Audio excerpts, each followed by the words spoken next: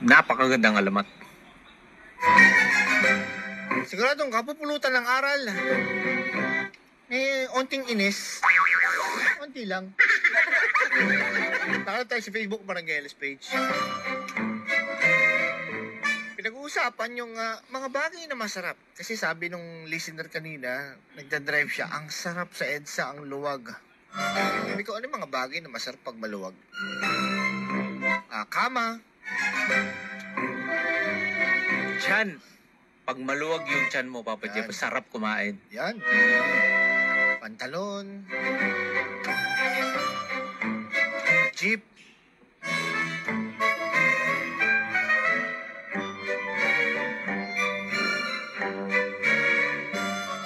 Meron ako naisip, noong unang panahon pala, mga ancestors natin, wala nito. So naisip ko, kung wala naman pala ito noon, ba't suot-suot natin ngayon? Saan nagmula to? Sino naka-invento nito? Saka ba't ganito yung design? Katinong garter. Aray ko. Hindi, ang Makati dyan, yung yung tawag nito. Yung tiketa? Tiketa. Sa likod? Yung Makati yun. Yung size? Tinatanggal ko yun. Ako din. Pinupunit ko yun. Kating yan eh. So, yun. So, way back 2,000 or 5,000 years ago, mga prehistoric times, ating mga ancestors, yung, tawag doon? Caveman. So, makita Caveman. nyo naman sa libro, sa history books, mga nakabahag. Diba? Kabahag sila. So, para saan yun? Protection sa insekto. Kasi, siyempre, nakatira sa gubat, sa forest, nakatira sa kuweba. So, may mga... May mga kumakagat. Yan. So, yun lang ang purpose nun. Yung mga bahag. Pero makita nyo, may mga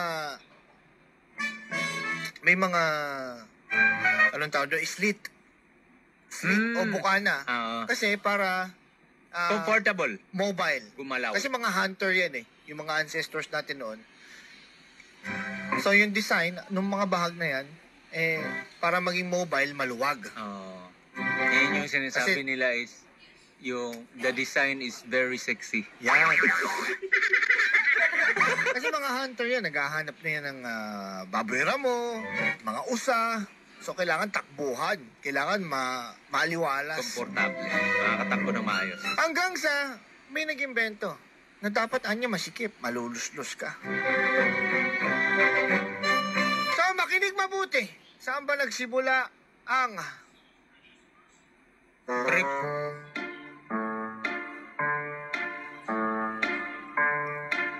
Matagal na panahon, Papa Jepoy. Bago pa ma-invento itong modernong brief. nasuot natin ngayon? Yes, brief yun, yung panty, yan. Ang mga lalaki ay nagsusuot ng loin cloth o bahag.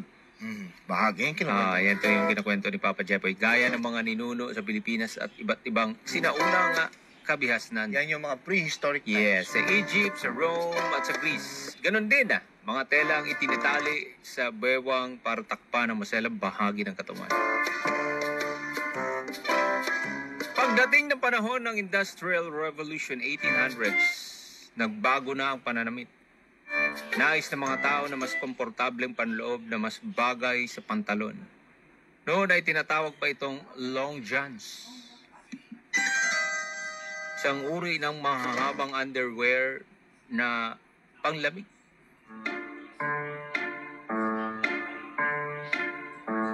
Ang unang modernong brief ay unang ipinakilala noong January 19, 1935. 1935 lang nagka-brief? Oo. Modernong brief. Parang late na yung brief Oo. Ibig sabihin ng World War I, mga sundalo, Wala walang pang brief. brief. Wala yung temang nakakatakot. Wala na, tapos na tayo dun. Pus na. Mm. Lahat naman kasi kayo takot. Takot kayo malamangan. Aray ko. Sa Chicago pala ito. Chicago. USA. Ang designer nito ay si Arthur Nebler, isang sales manager mula sa Wisconsin. So sa US, nagsimula ang brief. Yes. Isang araw nakakita siya ng larawan ng French bathing suit, swimming trunks at doon siya nag-idea. Paano gumawa tayo ng underwear na may support? Pang daily. Oo. So may trunks na noon. Meron na rin. May swimming trunks. Meron na rin. Ang pinag-uusapan dito is, magsusuot ka lang ng trunks kapag magsiswimming. So, na-invento ito, naisip niya, paano kaya kung pang daily? Pwede ata to daily, ganito ah. Kasi nga, iba yung tela nun. Spandex yun eh, yung pang swimming trunks, di ba? Yes. Paano kung gumawa tayo ng underwear na may support tulad ng swimsuit? Pero para sa araw-araw na suot. Yun. Doon isinilang ang jockey short. Jackie. Oh, Bumibili ako niya noon. naunang tinawag na men's brief. Tinawag itong brief dahil maikli.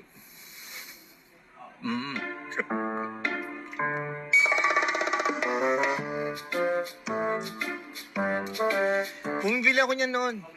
Maganda mga brief dyan.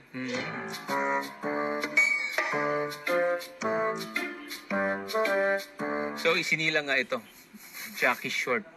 Paano sumikat yan? Ha? Paano sumikat? Ah, Siyempre, mm. magugulat yung tao. Ano yan? Ano yan? May endorser yan?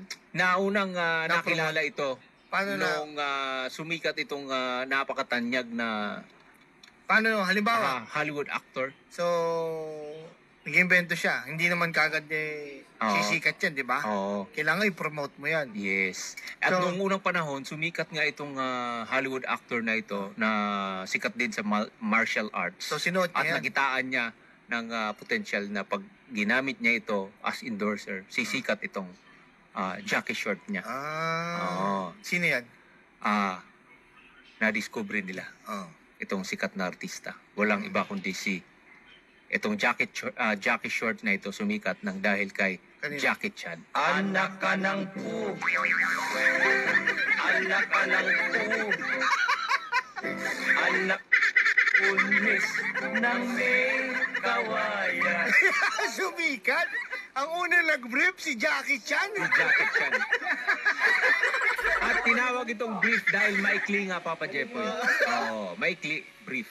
Brief. At may Y-shaped front flap para sa support.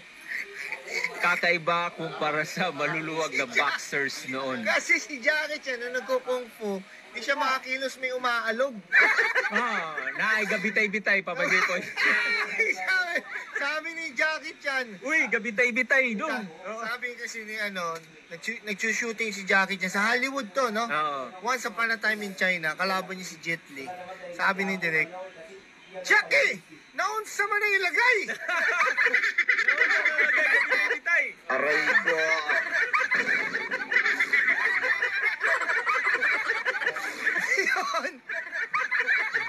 Ngayon, Ayun, Papa Jepoy. nag-brief na si Jackie.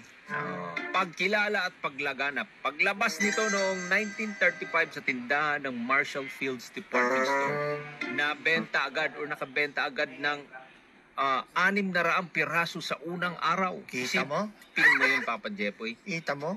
Isipin mo yun. Sinuot ni Jackie Chan? Oo.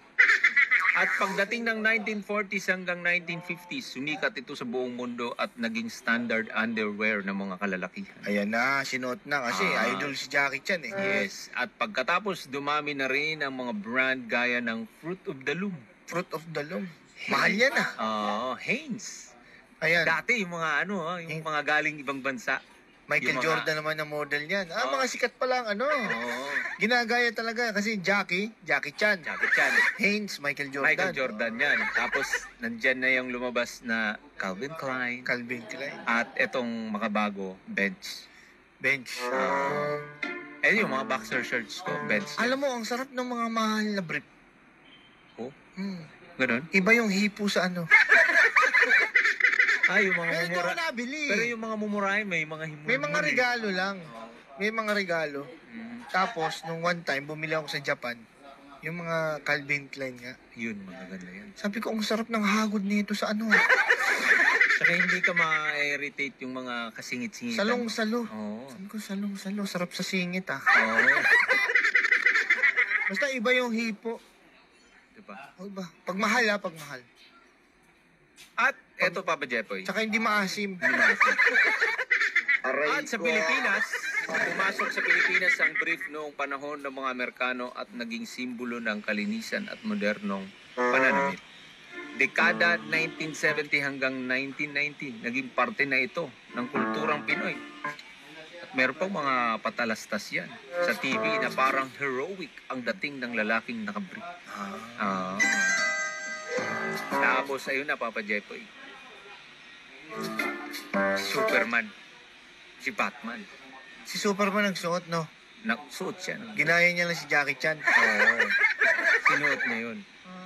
Oo. Kaso, itong si Superman medyo pumalpak lang. Baliktad eh. Oo nga, nauna yung pajama niya. Bago yung Brief. aray ko. Nasa labas ang Ginaya din ni ano yun. Ni Batman. Oh, Ginaya din ni Batman yun. nagsinturon pa. Oo. May garter na eh. Oo, may garter na. Nag-belt ka pa, Batman? Alam kay Lourdes, naunsa mo na idol, nakakatawa kayo talaga. Unsa nga, may nagbitay. Nagbitay lagay. Lagay. Aray ko. Kumusta ang lagay ni Modong? Unsa mo na, Jackie? Bitay gabon. Jackie! Sabi ni Direk, Jackie! Bantay, Jackie Gaw!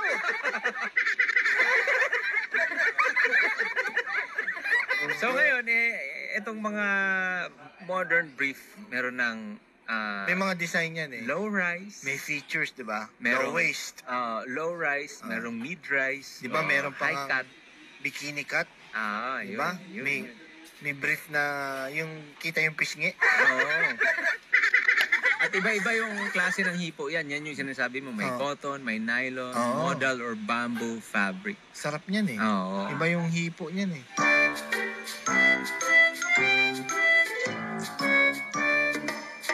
Ayun, ang daming mga katanungan pa, Hmm. Papa Jepoy.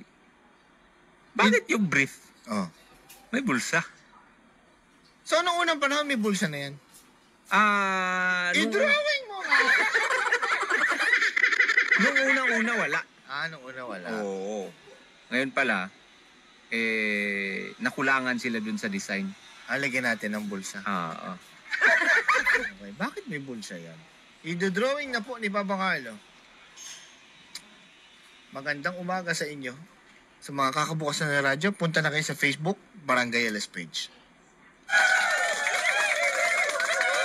Shoutout kay Jerry, puro trabaho na lang.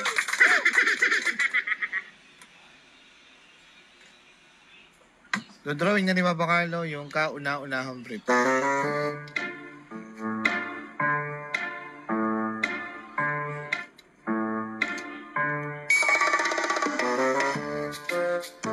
Mas kumbinsido kami pag nagdo-drawing na. Sabi ni Noriel.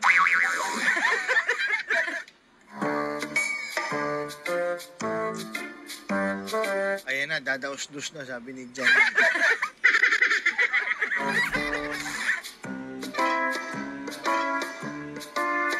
Bakit nga ba? Sa mga hindi nakakaalam, bakit nga ba may bulsa yan? Bakit ganun ang design? So, nung una, wala pala talaga. Hanggang sa, parang may kulang ah. Ang alamat ng maluwag na brief mula nung kumuha ng hulugan ng motor. Aray ko!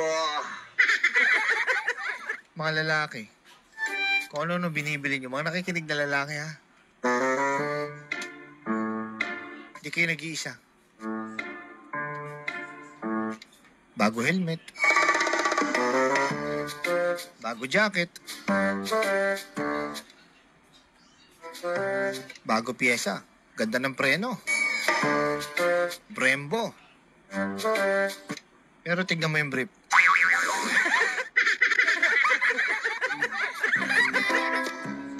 Hindi yan papalitan kasi may connection na yan eh. Kumbaga nakahugis na yan sa ano eh. Alam na yung kabig eh. May hulma na yung brief niya, kaya hindi pinapalitan yan. Kahit, di ba, tinatanong niya, ang ganda ng helmet mo. Bili naman tayo ng brief. Iba kasi yan. Kasi yung nung kinakambyo ya, iba na yung hugis niya. Aray ko. Pag pinalitan mo yung ano, iba na naman yung sasandalan. Naintindihan nyo? Ito na! So, punta lang kayo sa Facebook, Barangay LS page. Journals brief yan, sabi ni Mike. PSWRI, Santa Rita, Giginto, Bulacan, nakikinig sa inyo habang nagtatrabaho. NRB, BAI, Emergency, maraming salamat. Bakal ni Papa Carlo mag-drone, sabi ni Robert. Ito na ba dito eh? Okay.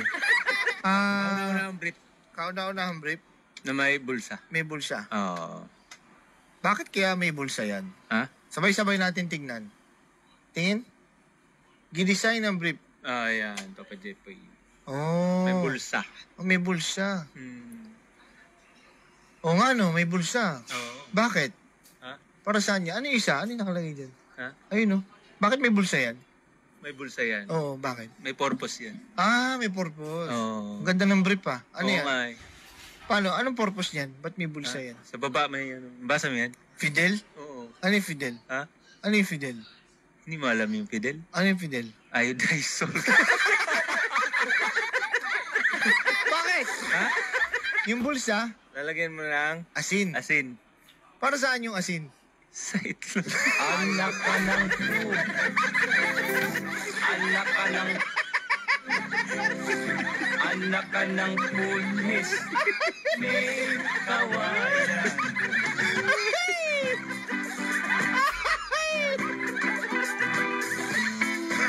Fidel? Fidel. Iodized salt pa nilagay ha? Oo. Para healthy. Alat na balihita. Aray, kumanta. Bakit nagsing?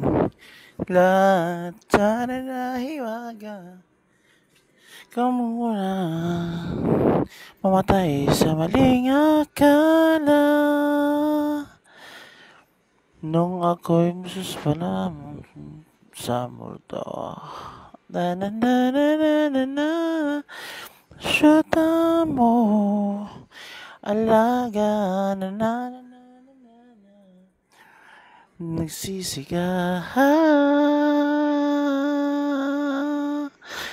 Muna kailangan mag-alinlangan. Di ata nangyari haba-haba pa. Bakit mahaba-haba pa? Mahaba-haba pa. Nang binabalak mo, maliit na butas lumalaki. Binirprint talaga eh, no? Bryce Hernandez. Ano na kayo nangyari sa kanila ngayon dyan? Saan na kayo sa Alcantara, no? Si ano ba lumabas? Si Ko? Saldi Ko? Di ba nasa ibang bansa? Day? Di pa lumabas? Ano na kayang ano sa update? Ang ganda ng kanyang bigyan na sakyan, di ba no? Million ang worth. Hindi, grabe. Iba talaga si Bryce Hernandez. Grabe, no? Talagang siya yung pinakaunang nagbalik eh. Malay ko. Malay ko lang dyan. Alam mo naman na ano yan. Ano pa siya? Baby doll. Hindi masyadong bet. Kasi kaso kamunti kasi nagbanggit siya ng pressure cooker. Yun pala dito papunta. Kaya nga, 'di ba sabi na pasok sa pressure cooker. Ang mangyari nun, bakit napasok? Ito pala yung laman. Kaya sabi bigla siyang napaisip, ay, oo nga pala. Sabi ko, pressure cooker ka pala yung aga-aga eh. Kaya sabi ko, may sabaw ka ba? Sabi niya, ay. Kaya nga sabi niya eh, ang aga din na napaso sa pressure cooker.